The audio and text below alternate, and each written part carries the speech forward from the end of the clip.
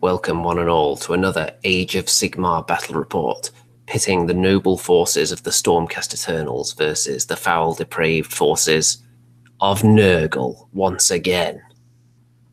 And there is a picture of the glorious battlefield. One of the many tables at Warhammer World was the location for this game. And my opponent, who you may be able to see there, messing around with his War Scroll cards on the table, is joining me right now to analyse this game deeply, and that is Mr. Stu. Hello. Good evening once again. And I'm sure you're going to provide valuable insight into your Nurgle forces and your strategy. Yep, my disgustingly cunning plan.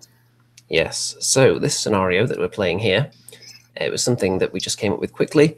We didn't have that much time left, so it was 1,000 points per side, and there are three very important locations along the centre of the battlefield, each one of them rumoured to be some kind of holy site that the Stormcast would like to preserve, and Nurgle would undoubtedly like to corrupt with just pustules and all kinds of horrible slimy filth all over it.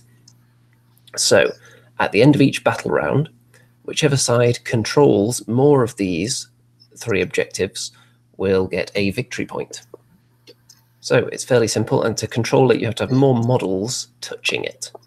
So immediately you'll see there's a slight edge for Nurgle in numbers, and in terms of number of units, the Stormcast have 1, 2, 3, 4, 5, 6, and the Nurgle have 1, 2, 3, 4, 5, I believe. Yeah, 5, I think. Yes, so it looks like the Stormcast have slightly more units, but the Nurgle have more models in many of those units. So in a small game like this, where you've got the objectives spread out across the battlefield, then deployment is quite interesting, and you can see that the Stormcast have consolidated all the forces on this flank pretty much. You can see that in this central block here, we've got a Lord Celestant on a Dracoth, we have the Lord Relictor, and 5 Liberators.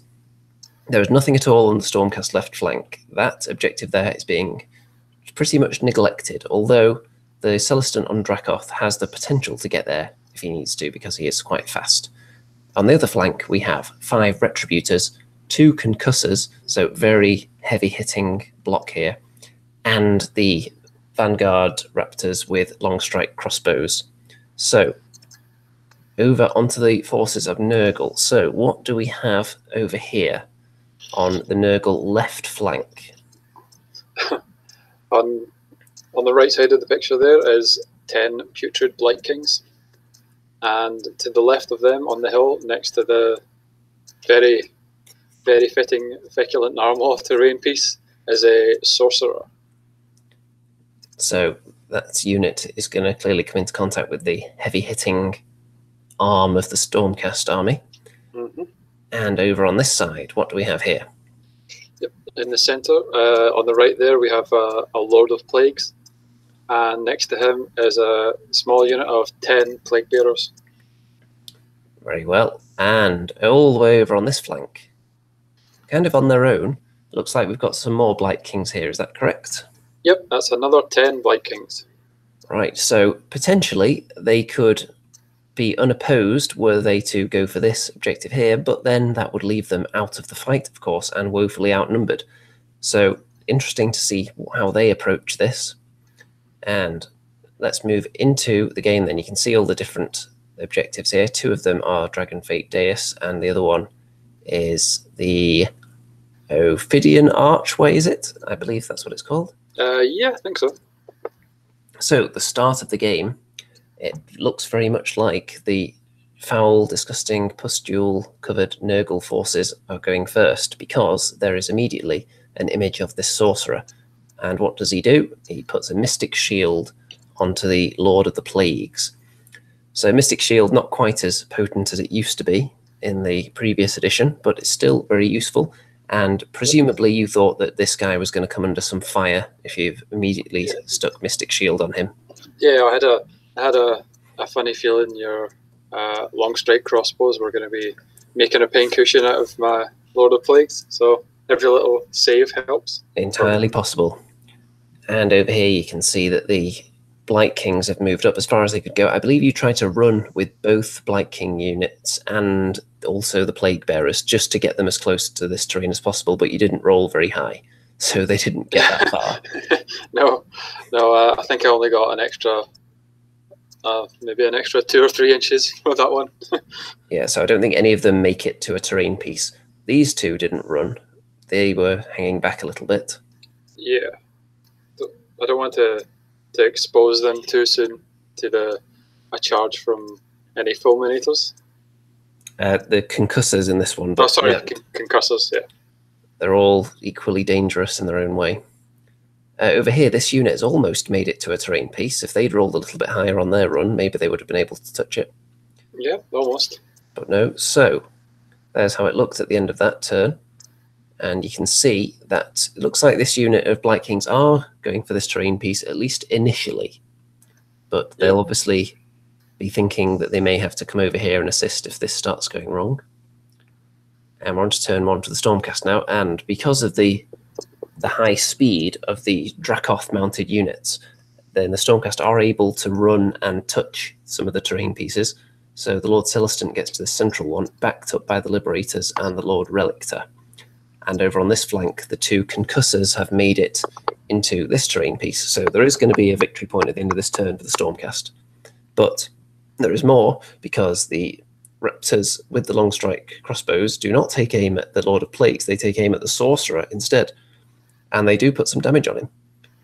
Now, interestingly, he's not near one of the units, which keeps him safe in some ways, because it might keep him away from combat, but then you don't get the benefit of the new Look Out Sir rule when he's so far away from everybody else. Yeah, I think I'll put that down to not having played the game for a little while, that I forgot the Look Out Sir rule was back. Well, I'm sure you won't make that mistake again, because he took some damage there. And you can see quite clearly in that beautiful handwriting on this little token that it says Storm and Nurg, and that's clearly a victory point marker there for the Stormcast. So 1-0 after the first round. And the Stormcast are expecting to have to rack up the points early on, because if it comes into just a war of bodies and attrition in the middle, then the Nurgle have more meat, basically. So they'd be able to surround the objectives and have more models touching them and probably outlast the Stormcast in a fight as well. So the Stormcast needs to get points on the board now. Turn 2. And the Lord of the Plagues looks like he's unleashed an ability. He has a command ability, does he? Yep. He used his command ability of Grandfather's Gift, which lets him pick a unit within 21 inches, roll 7 dice, and for every roll of a 6 that I get, that deals a mortal wound to that unit. Well, so this Stormcast Liberator was taken out by that. This is the Liberator unit in the centre. That's the only Liberator unit, of course. So that's now down to 4. Slightly less backup for the Lord Celestant. And this unit of Blight Kings have moved their way up, and they appear to be touching this terrain piece now. Yep, I think so. But yeah, they haven't made it too far though. I don't think they're within charge range of anything, so I assume they just didn't get a very good run roll again. I believe so, yeah. In the centre here, you can see that the Plague Bearers are moving in, and they're quite close to the Lord Celestant now, and the Lord of Plagues drawing ever closer as well. Yeah, you can see that this unit, actually, they move further since that first picture, I think, and they've converged a bit in this kind of direction. The Plague Bearers are able to charge, I believe now, but this unit ran, which is why they ended up further than in the first picture. Yeah. So the Plague Bearers do make it into combat with the Lord Celestant. And out of 10, how confident are you feeling that the Plague Bearers are going to just punch him into a pulp at this stage? I believe my confidence in a fight was at about, I'll be generous and say a 2 out of 10.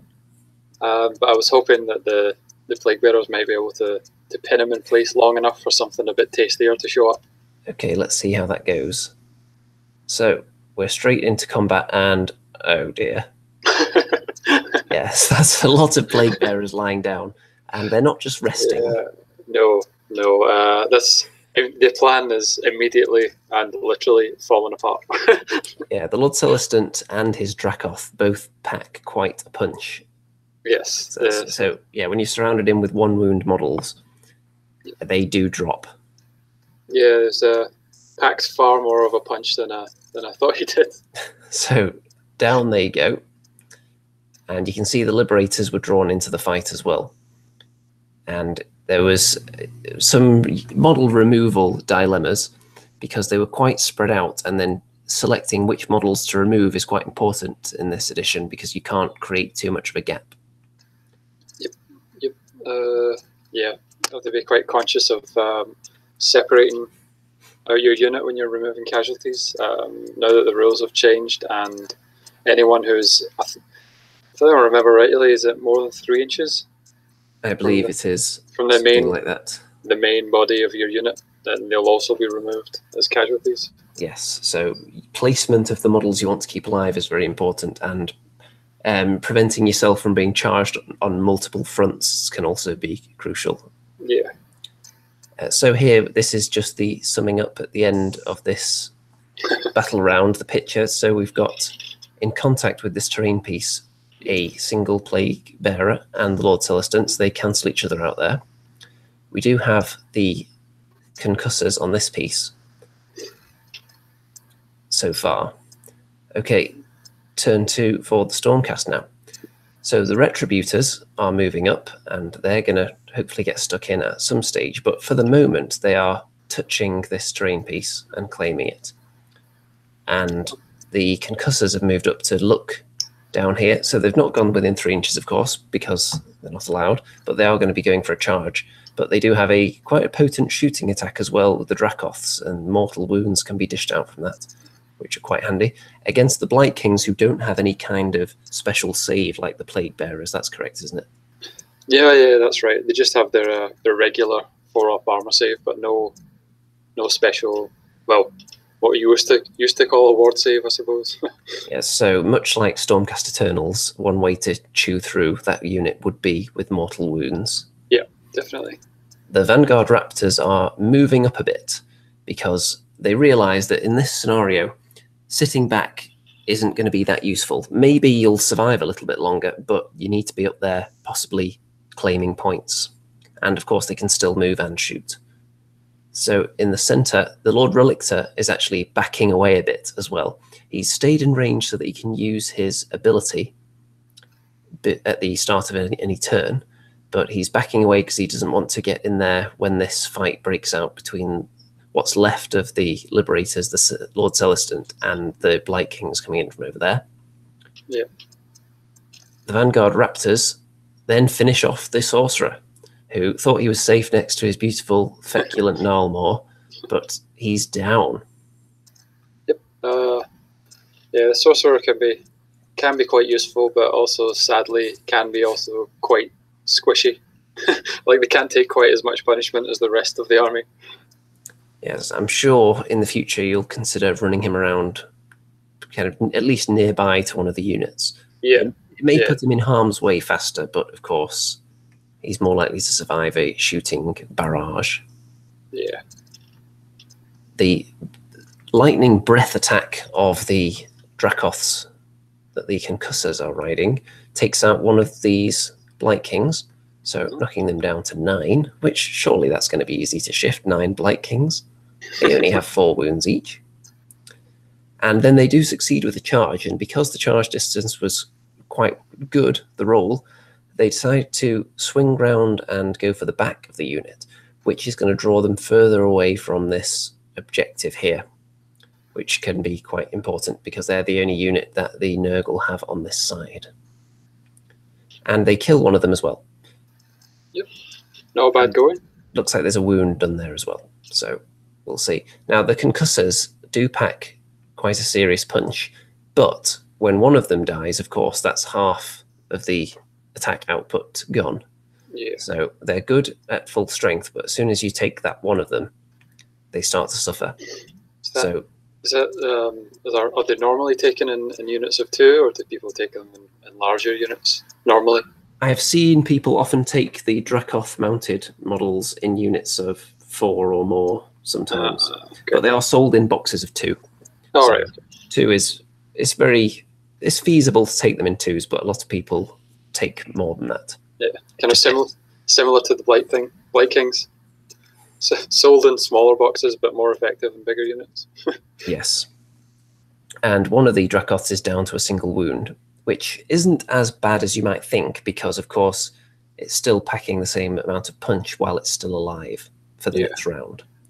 So it can live with that. Over in the centre, though, the Lord Celestant just munches on the final Plague Bearers, and they're all dead. I do like that one of them is an actual Plague Bearer getting a piggyback on this Nurgle Orc here. Can't beat that. That was a fun one. So Mr. Lord Celestant still touching the terrain piece. The Retributors, who didn't get into combat, they just stayed here to get the victory point. So Stormcast 2-0 ahead now. So Nurgle need to win. If they're going to win the game, they need to control more objectives in the 3 remaining turns, which is very possible, but we'll see. So, the Lord of the Plagues, well, there's a picture of him. He must have done something. He used his ability, and I believe he used his command ability to knock a wound or 2 off of the Lord Celestant. Yes, he did. So the Lord Celestant is now a little bit more vulnerable for it if those Blight Kings get in here. And he's moved up, so he's actually touching that terrain piece now, which can be quite important. So the Blight Kings are moving up. Over in combat here, you'll see that one of the concussors has actually died now, been finished off, and the other one is down to a single wound. So you might think that's bad, but it is holding them up for another turn now, because he's still alive. The Blight Kings on the Nurgle right flank, on the left as we look, did actually successfully charge into the Lord Celestant, so I don't fancy his chances now. He's up against a much more ferocious unit this time, and he gets knocked down to 1 wound. So I'm sure you would have been hoping to kill him on the charge there. Yeah, I was kind of hoping to finish him off in one go. Alas, it was not to be. He's quite tough to take down, though. He's got a good save, and he also has that rule where if one of his re-rolled saves is a success, then it puts a mortal wound out onto the unit. Oh yeah. The Lord Celestant on Dracoth is a very well-rounded model in terms of being able to put out a lot of damage and take it as well. It certainly is. He doesn't have a vast number of wounds, so the best way of dealing with him is just mortal wounds. Of course, all the Liberators are killed because Blight Kings just kick serious amounts of golden butt. Yeah. I mean, if you're a Blight King, a Liberator is something you're quite happy to just chew on all day long, isn't it? They don't stand up to as much punishment as some of the other Stormcast units. Their save's decent, but not that many wounds. For Blight Kings, at least, Liberators are one of the Stormcast units that I don't need to worry about so much. And the Concussor takes out another Blight King, so he's going down swinging, but he's not going to last long in there. He's kind of fulfilling his mission, though, which is holding up this unit of Blight Kings, keeping them away from the terrain piece, though. Yeah.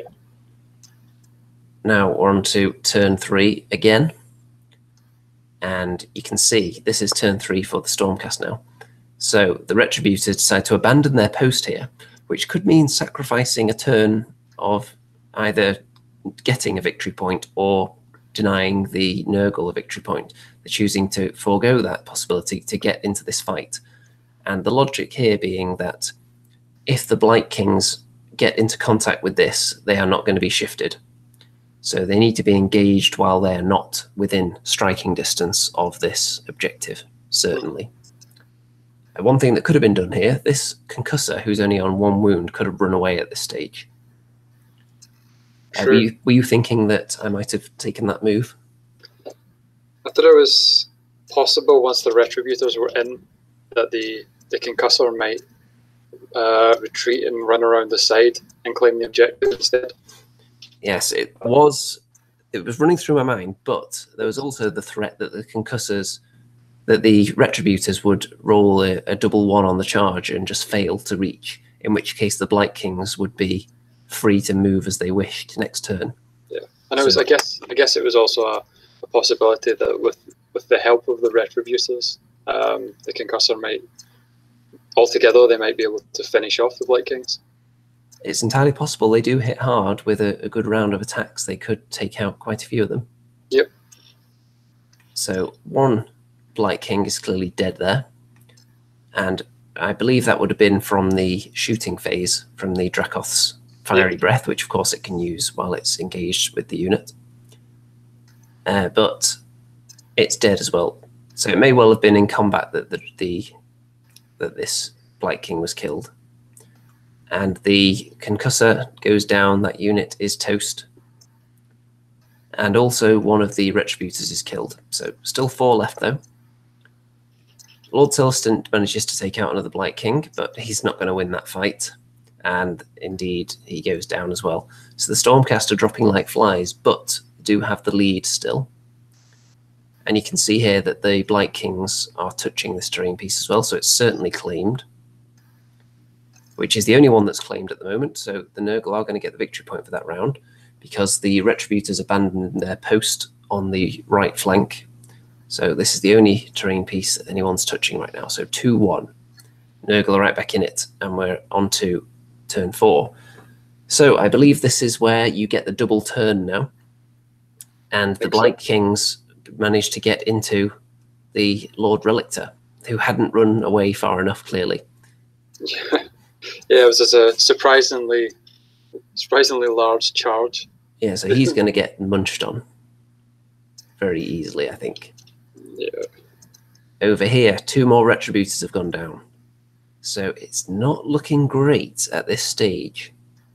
But the only thing that you have touching an objective is this guy right now. Yeah. So the Blight Kings prioritized chasing after the Lord Relictor instead of sitting on this objective. So we'll see if they end up paying. So these Retributors aren't going to win this fight, but can they survive long enough? So there's the Lord Relictor just being carried off like some kind of trophy by the Blight Kings. And over here, another Blight King goes down, but there's still enough of them, you feel, to win this fight. So turn 4 for the Stormcast. Now, the Vanguard Raptors, who have been biding their time, they were positioned so that one of them had the ability to get to within touching distance of this terrain piece. So he's now leapt up there and claimed it.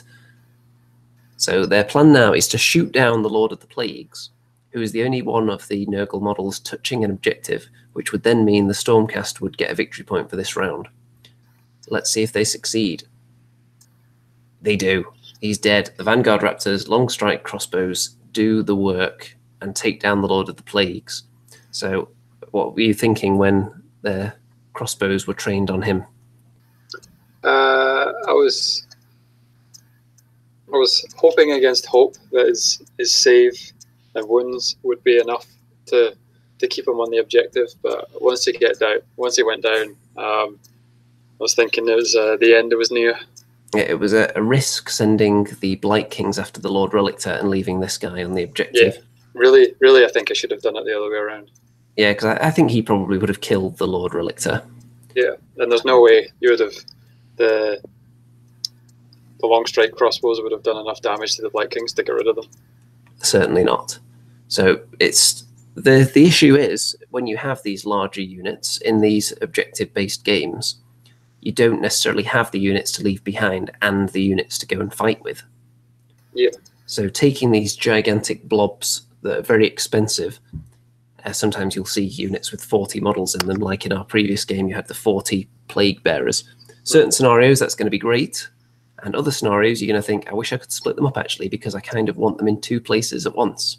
Yeah, I think especially for this game, I think it would have served me much better to have split them into 4 units of 5 Blight Kings rather than 2 units of 10. Quite possibly.